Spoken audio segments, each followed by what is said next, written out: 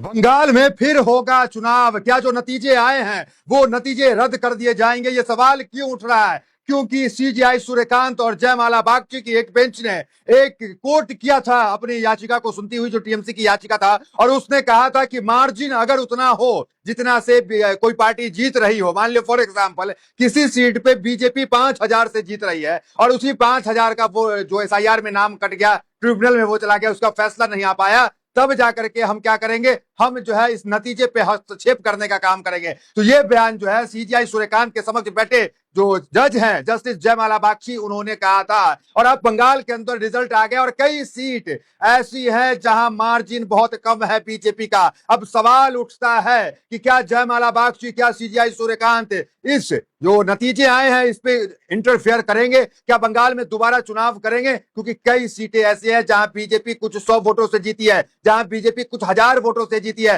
खासकर जहां पे मुस्लिम डोमिनेटेड जगह था, जहां ममता बनर्जी का स्ट्राइक रेट रहता था, वहां भी बीजेपी जीतने का काम की है अच्छी खासी मार्जिन के साथ। तो ये कैसे संभव हो सका? आते हैं मुद्दे पे कि क्या कुछ जो है जयमाला बागची ने कहा था, जरा वो हेडलाइंस देख लीजिए। अगर 10% लोग वोट नहीं करते और जीत का अंतर सुप्रीम कोर्ट ने बताया वह अब चुनावी नतीजे में दखल देगा। तो सुप्रीम कोर्ट ने बताया था कि हम कब दखल देंगे चुनावी नतीजे में। तो अब सवाल उठता है कि क्या यह वक्त आ गया है कि सुप्रीम कोर्ट दखल देगा और इस नतीजे को लेकर चिंता करेगा? और जिस तरीके से ममता बनर्जी कह रही है कि एसआईआर के जरिए 100 सीटों पे हराया गया, ममता का टारगेट यही है। क्यों? क्योंकि जितने नाम ट्रिब्यूनल में रहे, आपको पता है 24 लाख नाम जो ट्रिब्यूनल में थे, जिसका कागजात था, लेकिन वो वोट नहीं गिरा सके। क्या कहा सुप्रीम कोर्ट? अगले चुनाव में गिरा लेना। लेकिन ये तो वोट की चोरी है सरासर, कि मतलब आपके पास कागज, ऐसे तो नाम तो कटे 92-93 लाख, लेकिन ये जो 24 लाख नाम जो है जो ट्रिब्यूनल में किया था, उन सबके पास कागजात थे। क्योंकि समय सीमा की कमी थी तो कोर्ट ने कह दिया कि अगली बार गिरा लेना, इस बार रहने दो। तो अब सवाल उठता है कि कोर्ट ने खुद कहा था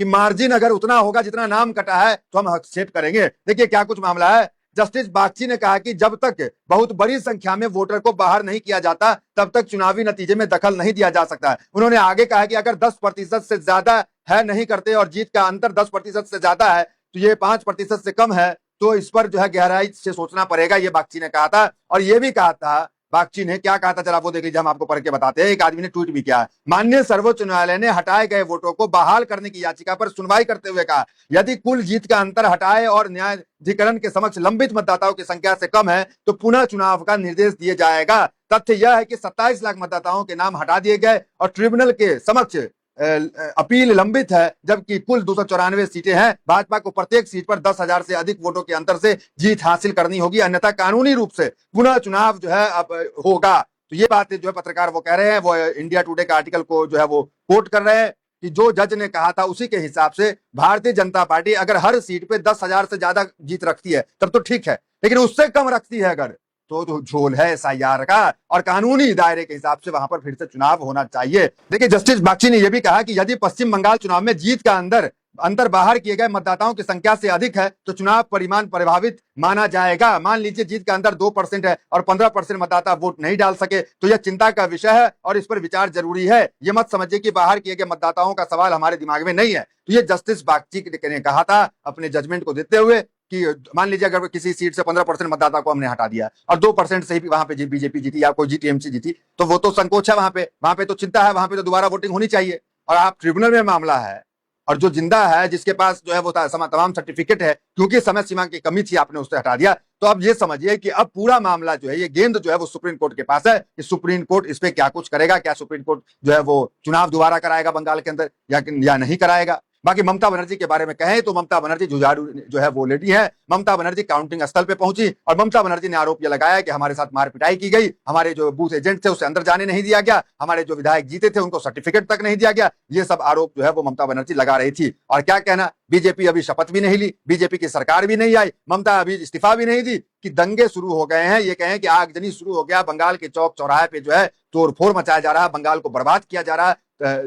पूरा तमाशा जो है वो देखने को मिला। आप देख सकते हैं किस तरीके से टीएमसी का कार्यालय चलाया जा रहा है, शोरूम में तोड़फोड़ की जा रही है। ये सब जो तस्वीर आप देख रहे हैं, ये समझिए कि ममता के डर से ना दुबके हुए थे घर में, अब वो जो है वो बिल से बाहर निकल रहे हैं और बाहर निकल रहे हैं इस खुशी में जो है अपने ही प्रदेश का नुकसान करने का काम कर रहे हैं। अब सवाल ये भी उठता है कि कोई अपने घर को क्यों तोड़ रहा है? या तो ये बारी है, कौन है ये लोग? ये बाहर से आए हुए कार्यकर्ता हैं जो चुनावी वक्त में आए थे और अब तोड़फोड़ मचा रहे हैं।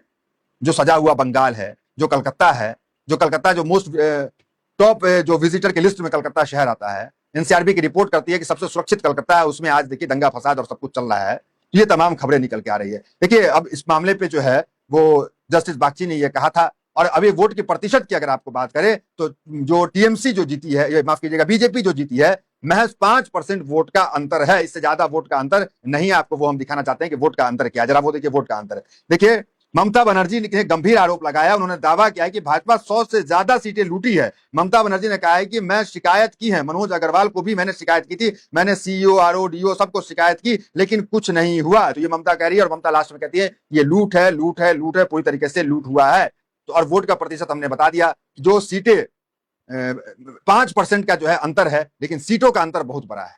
एक 200 पार है, एक जो है 100 पार नहीं कर सका है। वहीं देखिए बात करते हैं 94 सीट ऐसी है जहां पे टीएमसी जीती थी, जहां पे टीएमसी का दबदबा था, क्योंकि ये मुस्लिम बहुल इलाका था। कैसे एसआईआर से बीजेपी का यहां पे माहौल बना, जरा देखिए वो आपको दिखाते हैं। देखिए आंकड़े के मुताबिक पश्चिम बंगाल में 94 ऐसी विधानसभा सीटें हैं जहां एसआईआर प्रक्रिया में 2021 की तुलना में 10% से ज्यादा वोटर्स के नाम काट दिए गए। अब इसके प्रभावी पर गौर करें तो इन्हें 94 सीटों में से 54 पर भाजपा आगे चल रही है, जबकि 36 पर टीएमसी आगे चल रही है। मतलब 94 में 54 पे भाजपा आगे चल रही है। वो सीट जो मुसलमानों का है।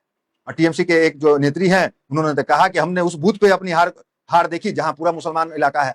और पूरा मुसलमान जो इस वक्त टीएमसी के साथ खड़ा था, वो कैसे जाकर के जो है वो वोट दे दिया बीजेपी को। हुमायूं कबीर, जिसका स्टिंग ऑपरेशन जो निकल के सामने आया, जो 1000 करोड़ रुपए लेने की बात बीजेपी से कह रहा है, वो दोनों सीट से जीत गए। दीदी जो है वो हार गई अपना नंदी के राम, जहां वो पैदा ली। तो ये कई बातें जो है चिंता को बढ़ाता है। और खासकर हुमायूं कबीर जैसे लोगों का जीतना तो है ईवीएम को लेकर चिंता को और बढ़ाता है। और ईवीएम के बारे में क्या कहना है, देश के दुनिया के सबसे बड़े टेक्नोक्रेट, चाहे वो एलन मस्क हो, चाहे वो ट्रंप हो, किसी को भरोसा नहीं है। नीदरलैंड को, जर्मनी को, जापान को, सबने ईवीएम को असंवैधानिक करार दिया। लेकिन हमारे चुनाव आयोग ज्ञानेश कुमार को जो है ईवीएम भारत का जो है सबसे सुरक्षित लगता है। अब सवाल उठता है कि क्या इस पे जो है दोबारा बंगाल के अंदर चुनाव होगा या नहीं होगा।